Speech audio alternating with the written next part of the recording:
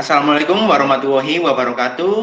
Kami dari kelompok satu akan mendiskusikan, tapi sebelum itu mari kita perkenalkan diri dahulu.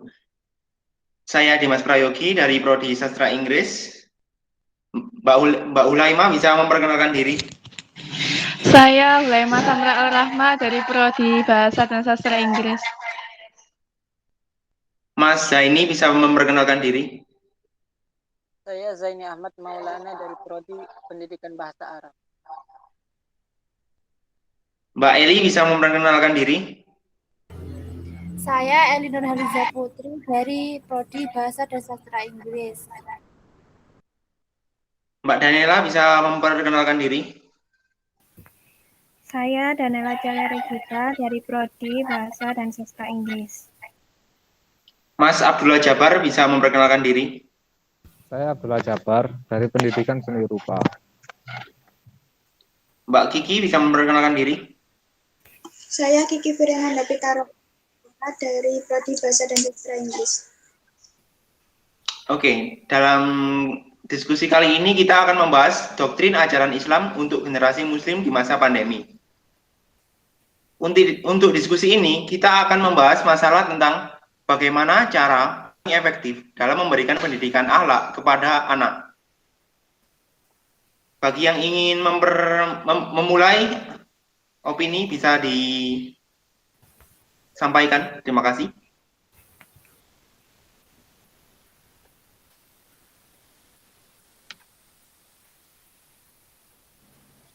Mungkin melalui saya, kalau dari saya sendiri, bagaimana cara kita mendidik anak untuk menjauhi doktrin yang buruk atau yang salah, itu yang pertama, anak harus dididik dengan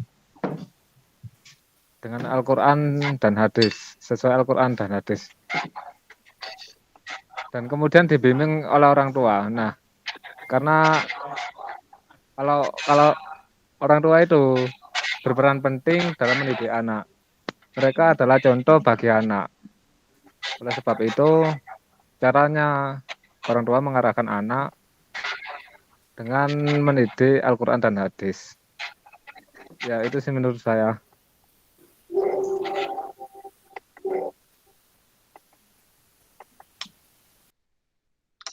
Opini yang baik, apakah ada yang ingin menambahkan atau menentang pendapat dari Mas Abdullah? Saya mau menambahkan,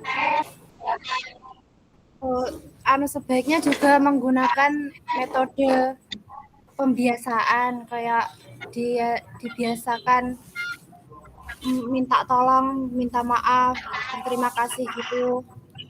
Terus juga kayak mensupport hal positif gitu, kayak dimasukin ke pondok atau madrasah. Terus juga memberi tahu kayak sanksinya kalau berbuat jelek itu gimana gitu. Udah, dari saya cuma itu saja. Terima kasih Mbak Eli. Apakah ada yang ingin menentang atau menambahkan opininya? Saya mau menambahkan,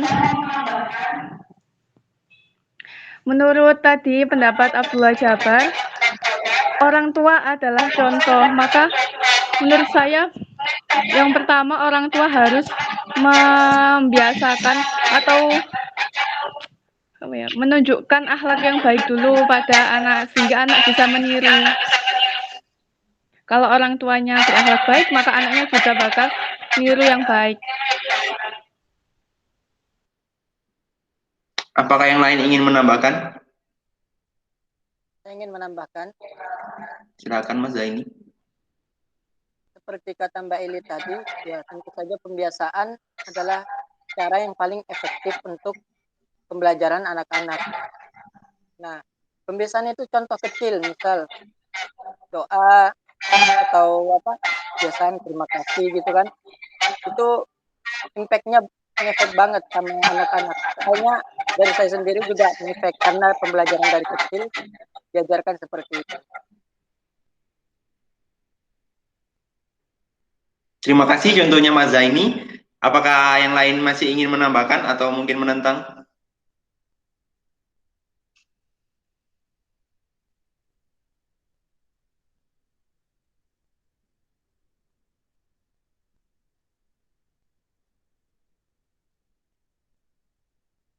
Apakah tidak ada lagi?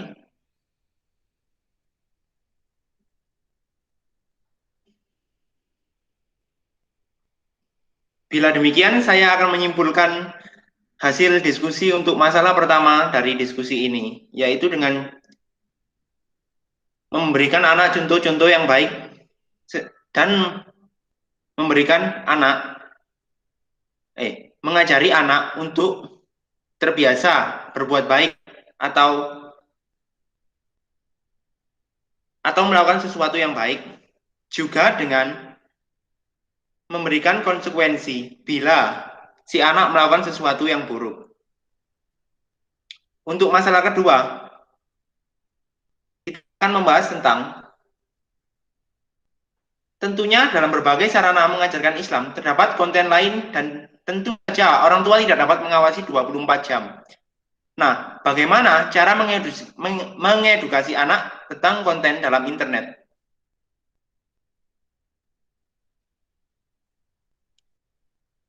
Yang ingin menyampaikan pendapatnya bisa menyampaikan.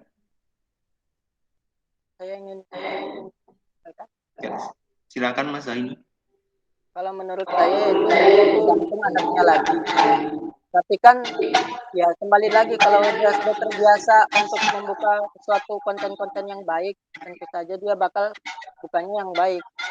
Asal tidak terpengaruh teman-temannya atau lingkungannya gitu.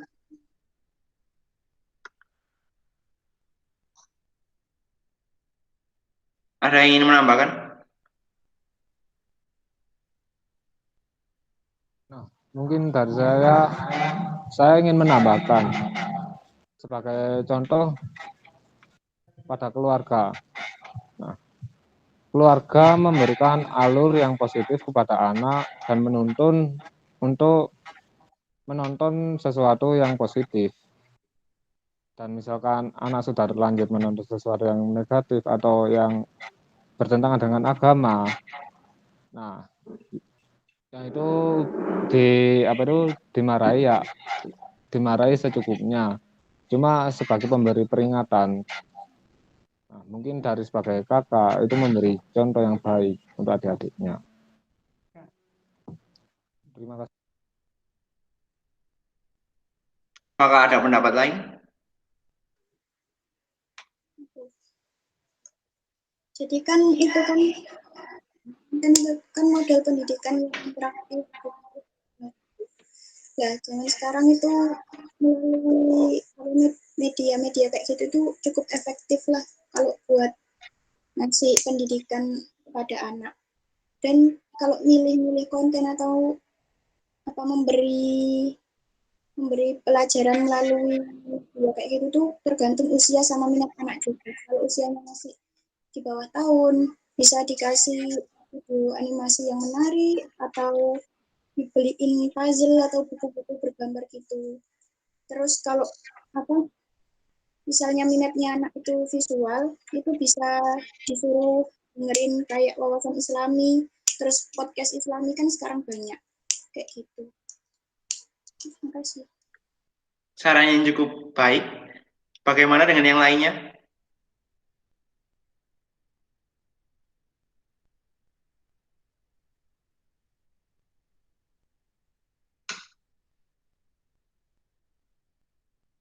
Apakah tidak ada lagi?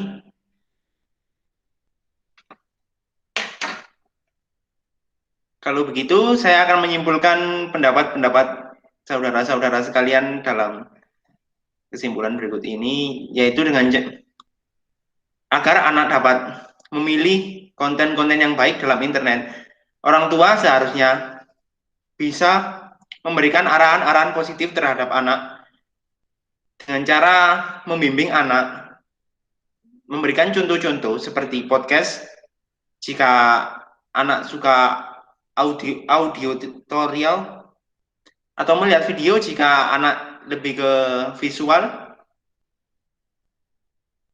Juga memarahi jika anak melenceng pada saat melakukan kesalahan dalam mencari video dalam internet. Juga juga mengukur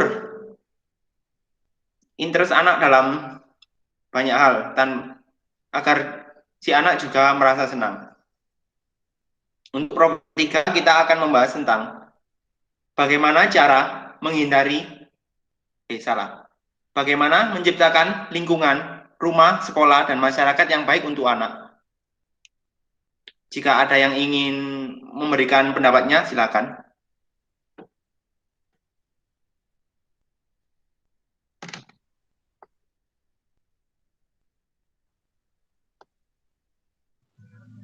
Mungkin kalau dari pendapat saya itu dari kita menanamkan suatu kebiasaan baik sih.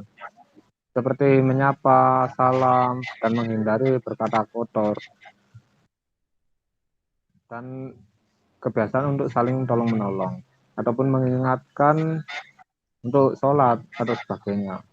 Nah itu lambat laun kebiasaan itu akan menjadi tradisi dan kita akan terbiasa melakukan sesuatu yang baik dan menghindari keburukan.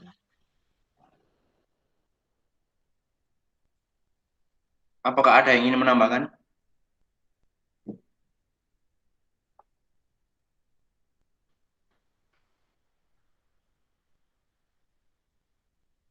Aku Ya, silakan.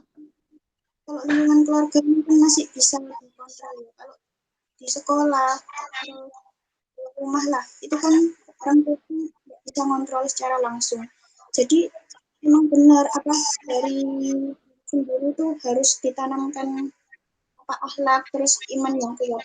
Jadi biar lingkungan luar misalnya buruk gitu nggak ngaruh ke dirinya gitu loh.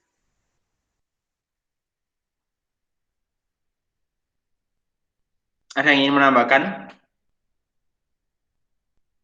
Bila Anda tidak tahu apa yang harus ditambahkan, bisa mulai melalui lingkungan sekolah. Kegiatan apa yang contohnya dapat memberikan efek yang positif untuk menciptakan lingkungan sekolah yang baik? Ya kalau di sekolah ini bisa ikut kegiatan keagamaan gitu kayak sholawatan atau tadarus gitu. Terus kan banyak tuh ekstra-ekstra sing kayak itu kayak baca kitab kuning gitu juga bisa diikuti toh. Ini juga bisa untuk mendidik toh.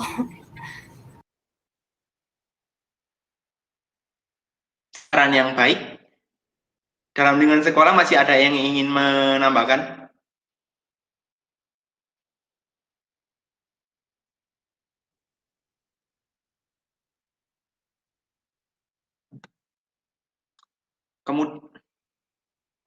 Kalau begitu, bagaimana dengan lingkungan masyarakat?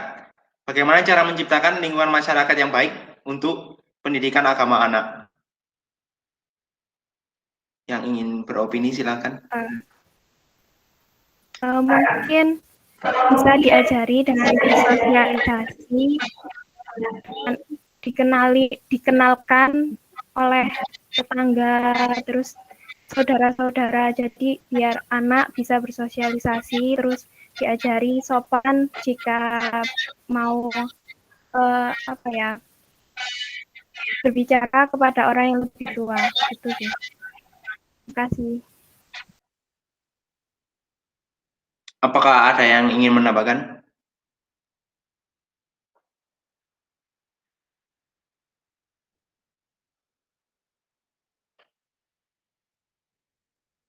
Kalau begitu saya akan menyimpulkan masalah ketiga, yaitu menciptakan lingkungan rumah, sekolah, dan masyarakat yang baik untuk anak. Untuk menciptakan lingkungan rumah yang baik, karena orang tua adalah direct control dari rumah, maka orang tua seharusnya bisa memberikan kebiasaan-kebiasaan dan contoh-contoh yang baik untuk anak. Dalam lingkungan sekolah, anak harus aktif dalam mengikuti beberapa kegiatan keagamaan, seperti contoh yang diberikan Mbak Eli tadi.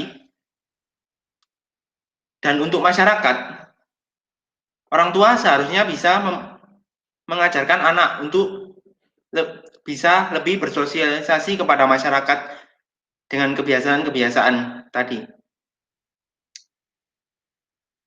Terima kasih telah menghadiri diskusi sore ini. Kami kelompok 1 mengucapkan salam.